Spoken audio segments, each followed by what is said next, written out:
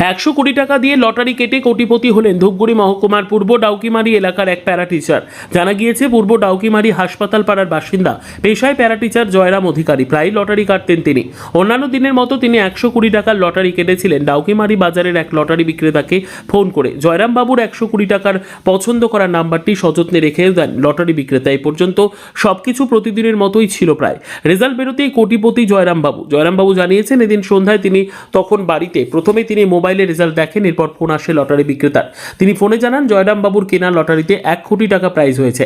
এই খবর পাওয়া মাত্রই পরিবারের সদস্যদের নিয়ে বাজারে ছুটে আসেন জয়রাম বাবু এবং লটারি বিক্রেতার কাছ থেকে সেই লটারিটি নিয়ে সোজা চলে যান ডাউকিমারি পুলিশ ফাঁড়িতে। এদিন লটারিতে 1 কোটি টাকা প্রাইজ জেতার বিষয়টি পুলিশকে জানিয়ে লিখিত আকারে জানানো হয়েছে। ফাঁড়ি থেকে বেরিয়ে জয়রাম অধিকারী বলেন, বাড়িতে মা আছে, ভাই আছে, বউ, ছেলে, মেয়ে, ভাস্তা ভাস্তি, ভাইয়ের বউ মিলে যৌথ পরিবার।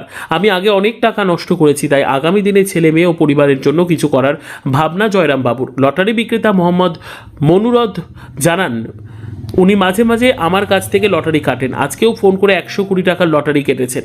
মোহাম্মদ মনুরদ জামানের কথায় তিনি প্রায় 16 থেকে 17 বছর ধরে লটারি বিক্রি করেন। এর আগে তার দোকানে 26 লক্ষ ও 9 লক্ষ প্রাইজের পর এদিন জয়রামবাবুর 1 কোটি টাকা প্রাইজ হওয়ায় লটারি বিক্রেতার মুখে যেন চওড়া হাসি। জয়রাম অধিকারী, হ্যাঁ 1 কোটি। প্রথমত কেটেছিলাম 5টা 48 মিনিট নাগাদ।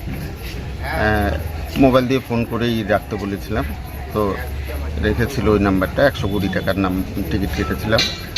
আর পরবর্তীতে মোবাইলে যখন রেজাল্টটা দেখি তখন বুঝতে পারি যে আমার 1 কোটি লেগেছে। এটা ডিয়ার লটারি নাগাল্যান্ড, 6টার সময়। সেই মুহূর্তে আমি বাড়িতে ছিলাম। অনুভব বলতে আমি প্রথমত ঠিক বুঝতেই পারিনি যে আমার লটারি লেগেছিল।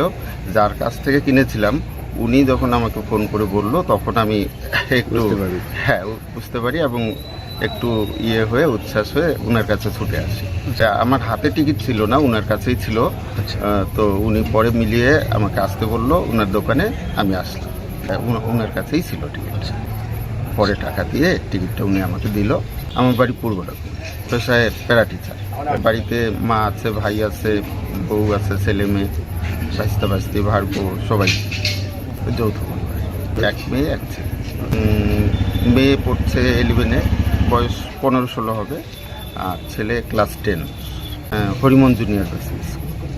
তো হচ্ছেই, কারণ যতটা ফিলিংস হওয়ার কথা ততটা নয়। আমি একটু হয়তো ভুলও করেছিলাম, আগে অনেক টাকা এর পিছনে নষ্ট করেছি।